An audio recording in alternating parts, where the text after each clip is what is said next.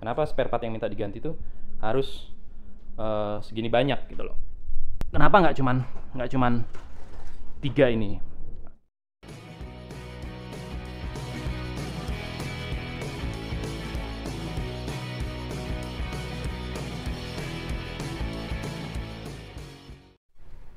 Assalamualaikum warahmatullahi wabarakatuh.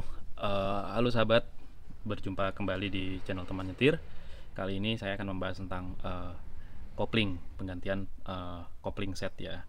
Jadi kopling itu adalah satu komponen penghubung dan pemutus putaran mesin ke gearbox. Jadi kalau kita injek kopling, maka putaran mesin itu akan terputus. Nah, ciri-ciri dari ciri-ciri dari kampas kopling itu mau habis ada beberapa. Salah satunya adalah pedal kopling terasa berat. Nah, itu tidak jaminan. Kadang pedalnya sudah terasa berat tapi tarikannya masih bagus. Ciri-ciri yang kedua adalah tarikan. Jadi kalau dia diakselerasi, putaran mesinnya udah naik tinggi tapi larinya mobil nggak ada, itu menandakan dia slip karena kampasnya sudah habis. Terus yang ketiga adalah ditanjakan sudah digas kencang, mobil nggak kuat nanjak padahal mesinnya sudah menggerung.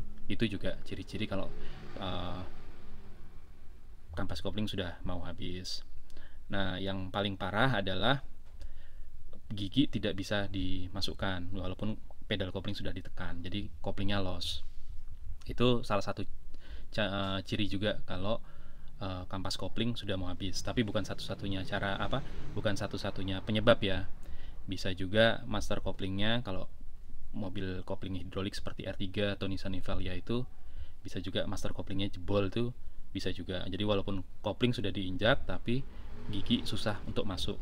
Itu ciri-cirinya. Atau cara yang paling mudah adalah mobil di rem tangan, di rem kaki, gigi dimasukkan ke posisi 1, kemudian pedal kopling dilepas perlahan, tapi remnya jangan dilepas juga. Jadi mobil dalam keadaan direm, pedal kopling dilepas perlahan. Kalau mesinnya langsung mati, itu ciri-ciri kampasnya masih bagus gitu. Nah, kali ini saya akan menunjukkan kepada teman-teman semua komponen apa saja yang perlu diganti saat mengganti kampas kopling. Jadi begini, kalau di bengkel resmi kita mau ganti kampas kopling itu bukan hanya 1-2 part, tapi satu set spare part. Apa saja itu? Yuk mari kita lihat. Nah, saat di bengkel resmi kalau mau ganti spare part kopling itu tentu yang diganti adalah kampasnya ya. Ini kampas kopling. Ciri-ciri kalau kampas kopling mau habis tuh ininya udah tipis, dan ini kan ada celah berapa mili nih, ini yang saya tunjuk ini. Nah, itu udah hampir kena paku rivetnya. Kalau kampas kopling udah habis tidak diganti, maka paku ini yang akan bergesekan dengan flywheels atau roda gila. Maka kalau sudah parah, flywheelsnya akan baret dan perlu dibubut. Jadi jangan sampai habis, bener-bener habis. Ini sampai udah kena di besinya paku rivetnya ini, bikin flywheels baret. Jadi jangan sampai seperti itu ya. Nah, itu kalau di bengkel resmi tentu yang ini diganti. Kemudian juga clutch cover atau disebut juga matahari ya. Ini matahari, ini satu set tuh, produksi November 2021, masih baru banget nih ya. Ini clutch cover juga dia diganti. Kalau di bengkel biasa rata-rata kalau kita mau ganti ya disaranin cuma 2 ini, atau enggak paling dapat tambahan satu lagi. Ini release bearing atau drag lugger ya. Nah, dia fungsinya untuk menekan di sini. Ini di sini ditekan. Begitu ini ditekan maka kampas kopling loss ya. Menekannya bagaimana ya? Dengan kita injak gitu. Paling 3 ini kalau di bengkel biasa non resmi. Tapi kalau di bengkel resmi, selain ketiga ini ada juga yang namanya pilot bearing, atau disebut juga input bearing. Ini bearing tambahan di gearbox, input bearing. Selain itu akan disarankan juga untuk mengganti ini kabel kopling ya. Kabel kopling ini khusus buat mobil yang non kopling hidrolis. Kalau R3, Nissan Evalia, Innova, Expander itu sudah nggak pakai ini, dia pakai kopling hidrolis. Nah, kalau di bengkel resmi ini diminta untuk diganti juga.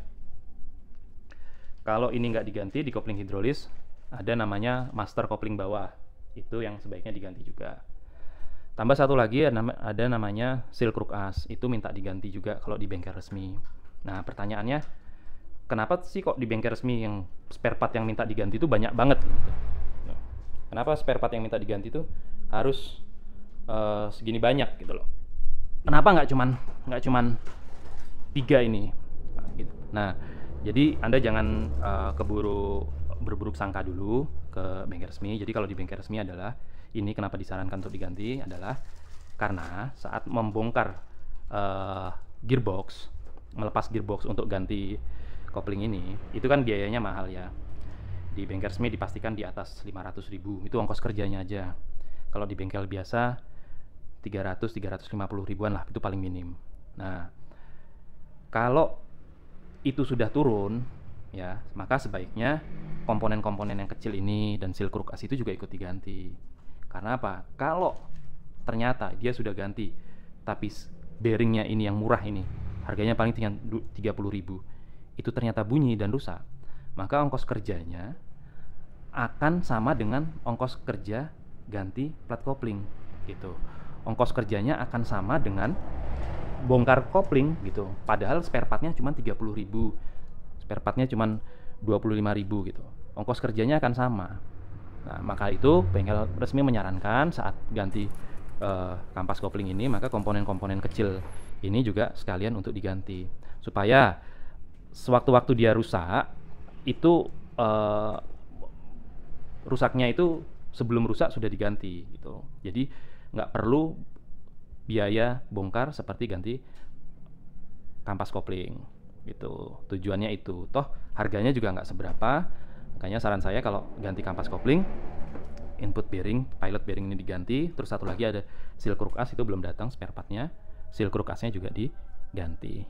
Itu saja dari saya. Wassalamualaikum warahmatullahi wabarakatuh.